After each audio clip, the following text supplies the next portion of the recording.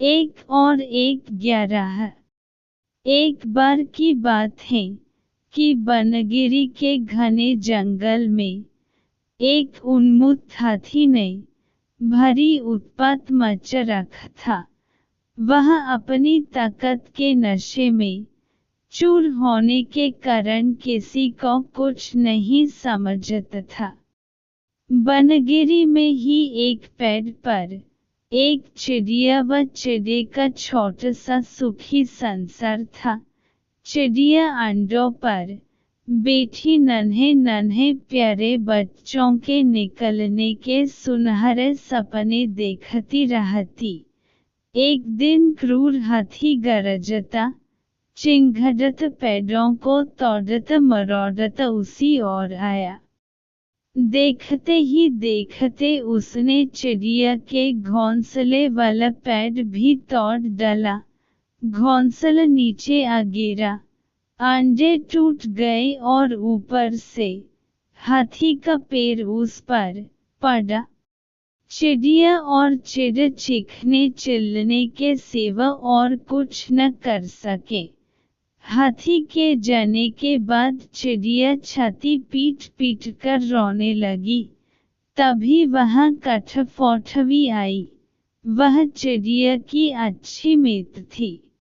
कठफोड़वी ने उनके रोने का कारण पूछा तो चिड़िया ने अपनी सारी कहानी कह डाली। कठफोड़वी बोली, इस प्रकार गम में डूबे रहने से कुछ नहीं होगा। उस हाथी को सबक सीखने के लिए हमें कुछ करना होगा। चिड़िया ने निराशा दिखाई, हमें छोटे मोटे जीव उस बलशाली हाथी से कैसे टक्कर ले सकते हैं। कठफोड़वी ने समझाया, 1 और 1 मिलकर 11 बनते हैं। हम अपनी शक्तियां जोड़ेंगे। कैसे? चिड़िया ने पूछा।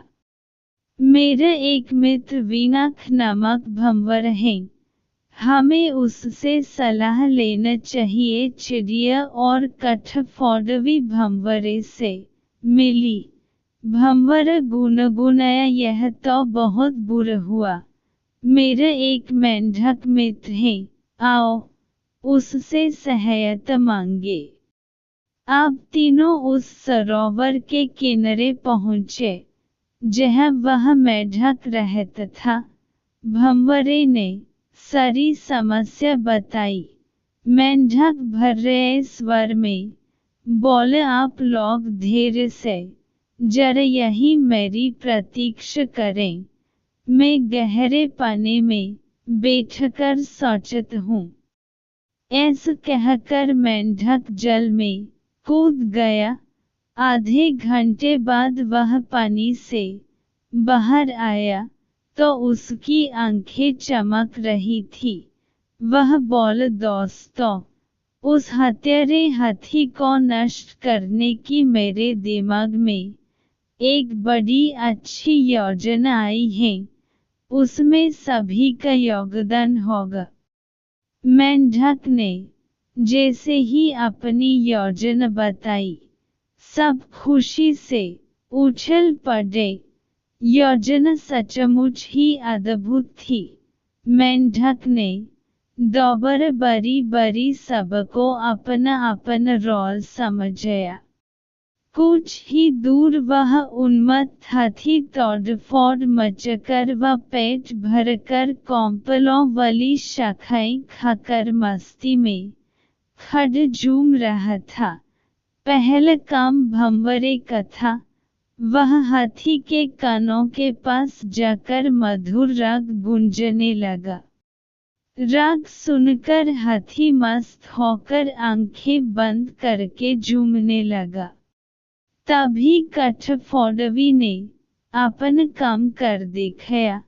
वह आई और अपनी सुई जैसी नुकीली चोंच से उसने तेजी से हाथी की दोनों आंखें बींध डाली। हाथी की आंखें फूट गईं। वह तड़पत हुआ अंधा होकर इधर उधर भगने लगा। जैसे जैसे समय बीतत जा रहा था, हाथी का क्रोध बढ़त जा रहा था। आंखों से नजर न आने के कारण ठोकरों और टक्करों से शरीर जख्मी होता जा रहा था। जख्म उसी और चिल्लने पर मजबूर कर रहे थे। चिड़िया का तेज स्वर में मेढक से बोली, बहिया, मैं आजीवन तुम्हारी आभारी रहूंगी, तुमने मेरी इतनी सहायता कर दी।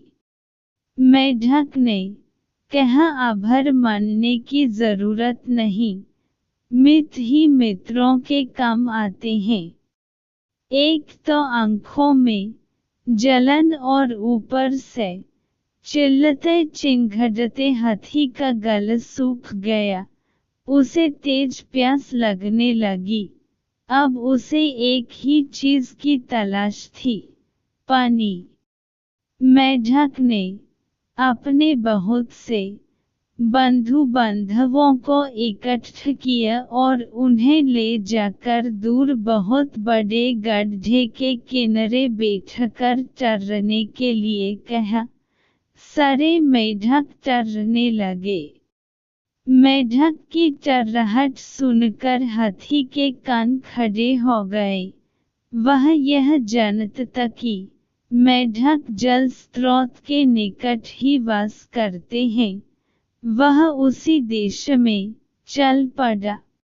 टहलहट और तेज होती जा रही थी। प्यासा हाथी और तेज भगने लगा।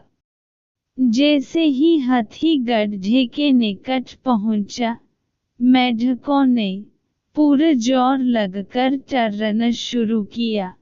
हाथी आगे बढ़ा और विशाल पत्थर की तरह गड्ढे में गिर पड़ा, जहां उसके प्राण पखेरु उड़ते देर न लगे। इस प्रकार उस अहंकार में डूबे हाथी का अंत हुआ। सीखें एकता में बल है। दो अहंकारी का देर या सबेर अंत होता ही है।